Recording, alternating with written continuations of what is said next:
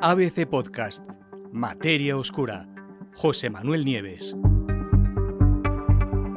Puntos suspensivos y el neutrino cayó en la trampa.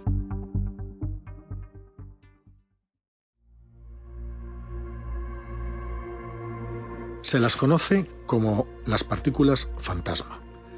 Y por primera vez, un equipo de físicos ha conseguido crearlas en un laboratorio. Es posible que los neutrinos estén entre las partículas subatómicas más abundantes de todo el universo, pero no tienen carga eléctrica y son tan ligeros que apenas interactúan con el resto de la materia. De hecho, la atraviesan limpiamente, como si no existiera. Cruzan planetas, estrellas, personas de un lado a otro, y salvo en raras excepciones, no colisionan ni interactúan con ninguno de los átomos de los que están hechos los objetos sólidos. A cada segundo que pasa y sin que ni siquiera nos demos cuenta, miles de millones de neutrinos atraviesan cada centímetro cuadrado de nuestra piel y después siguen y atravesan la Tierra, el planeta que pisamos, hasta salir como si nada por el otro lado. Como auténticos espectros subatómicos, los neutrinos simplemente se deslizan a través de la materia como si no estuviera allí. Y ahora, por fin, el fantasma ha sido capturado por una máquina. El hito ha sido conseguido por físicos de la Universidad de California, Irvine. Y la hazaña, dificilísima de conseguir, ha sido llevada a cabo por un equipo de 80 investigadores de 21 instituciones internacionales diferentes, ¿no? Y ha sido anunciada hace apenas unos días por uno de los físicos, se llama Brian Petersen, que es el CERN, del Centro Europeo de Investigaciones Nucleares, donde está el mayor acelerador de partículas del mundo. Ha sido anunciado, como os digo, en la 57 edición de una conferencia sobre física cuántica que se celebra en Italia. Desde luego, el hito es el resultado más reciente de un pequeño detector que se llama FASER, que está diseñado y construido por un grupo internacional de físicos y que está instalado en el CERN. Ahora os hablaré de él. Es pequeñito, es como un detector secundario. Y lo que hace el FASER es que escruta y clasifica las partículas subatómicas que se producen en las colisiones dentro del gran anillo del colisionador de hadrones. Sabéis que tiene un anillo de 27 kilómetros donde se aceleran protones en direcciones opuestas, se hacen chocar y cuando chocan la energía que se libera genera nuevas partículas. Bueno, pues los grandes detectores, los 4 grandes detectores de este anillo, buscan y localizan partículas, pero este pequeño detector auxiliar es el único que ha sido capaz de encontrar neutrinos. Lo que han descubierto son neutrinos que proceden de una fuente completamente nueva, porque los que se conocían hasta ahora había que capturarlos del espacio.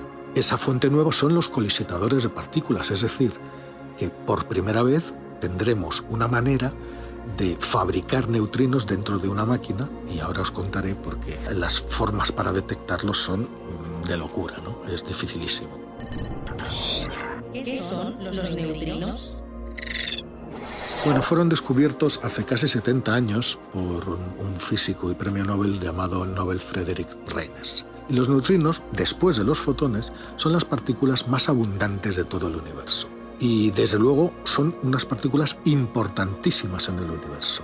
Primero, prácticamente no tienen masa, casi es cero, pero como son tantísimos, la suma de todos los neutrinos que hay pueden influir en la masa y en las leyes del universo, de la expansión, etcétera, etcétera. O sea, pueden tener mucho que decir sobre el futuro del universo. Y segundo, también tienen muchísimo que decir de los lugares donde se fabrican, donde se producen estos neutrinos. ¿Y cuáles son esos lugares? Bueno, pues en condiciones naturales, los neutrinos surgen de circunstancias o de eventos extremadamente energéticas, como por ejemplo la fusión nuclear que hay en el corazón de las estrellas o las explosiones de supernovas, ¿no? Por poner 2 ejemplos. Y desde luego, aunque pasan inadvertidos, ya os digo, debido a su escasa masa, que es cercana a cero, los hay en tal cantidad, que en conjunto, como os digo, toda la gravedad del universo podría estar afectada. Son tan importantes que ha surgido incluso la llamada astronomía de neutrinos, que consiste en estudiar objetos y fenómenos muy lejanos a base de los neutrinos que producen. Bueno, os he dicho que prácticamente no interactúan con la materia, pero hay excepciones. Una vez cada muchos millones de veces resulta que un neutrino pues choca con una partícula al atravesar un sólido, choca con un electrón o con un núcleo atómico, una de cada muchísimos millones de veces, ¿no? Muy de vez en cuando. Pues cuando un neutrino cósmico choca con otra partícula, produce un ligerísimo estallido de luz. ¿Qué han hecho entonces los científicos? Pues intentar localizar esas escasísimas interacciones. ¿Y dónde hacerlo? Porque claro, tú no puedes poner un detector de estos choques, de estas colisiones, si lo pones en la superficie aquí en la Tierra, pues habrá miles de partículas, millones de partículas que están chocando continuamente, es decir, demasiado ruido, no vas a cazar al neutrino. Entonces, ¿dónde nos tenemos que ir? Nos tenemos que ir a un lugar donde solo los neutrinos sean capaces de llegar, porque atraviesan la materia como si nada. Bueno, ¿y cuál es ese lugar? Pues un lugar subterráneo, evidentemente.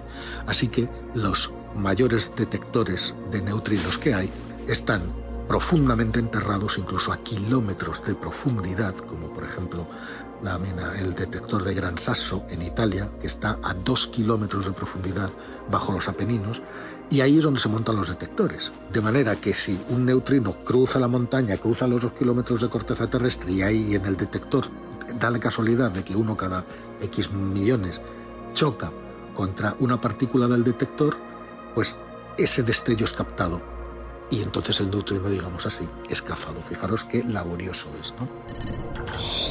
¿Los hay de distintos tipos?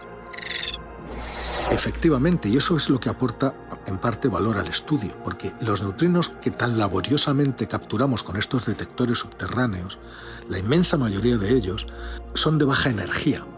Pero resulta que los neutrinos detectados ahora, estos 6 neutrinos detectados por primera vez en el interior del colisionador Faser, que genera la energía más alta que nunca se ha producido en laboratorio, pues son neutrinos de alta energía, es decir, muy parecidos a los que vienen del espacio profundo de los fenómenos más violentos, ¿no?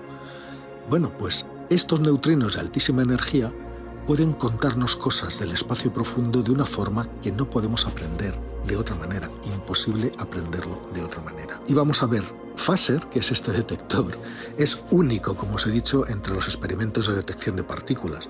Fijaros, los otros detectores del CERN, como el Atlas, por ejemplo, tienen varios pisos de altura, pesan miles de toneladas. Bueno, pues Faser pesa 1 tonelada, cabe dentro de un túnel lateral del complejo y fue diseñado y construido en apenas unos poquitos años, no en décadas como los demás, y usando repuestos de otros experimentos. Es decir, es como si estuviéramos hablando de medios de transporte, es como comparar un patinete con un camión cisterna, ¿no? Bueno, pues resulta que los neutrinos son las únicas partículas conocidas que los experimentos mucho más grandes del gran colisionador no pueden detectar. Por eso diseñaron Faser. Y la observación de Faser significa que por fin podremos tener neutrinos de alta energía y sin necesidad de cazarlos con estos detectores costosísimos subterráneos, sino que los podremos fabricar directamente en los aceleradores. ¿Cabe alguna duda de que lo que han visto sean neutrinos? Ninguna. ¿Y por qué? Pues la detección fue hecha en el año 2021, ahora es cuando la hacen pública, ¿no? En Faser.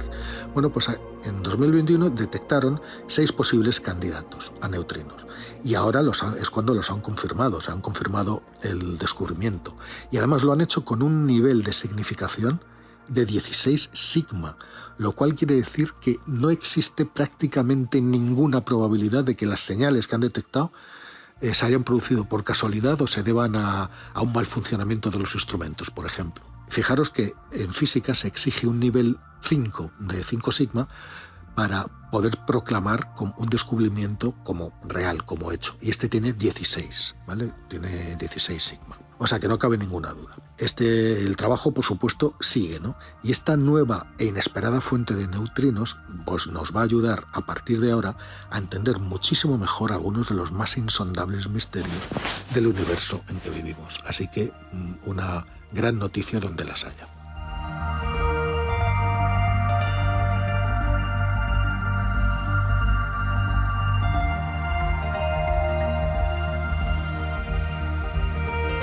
Puedes escuchar todos los episodios en abc.es, iVoox, Wanda, Spotify, Apple Podcast y Google Podcast.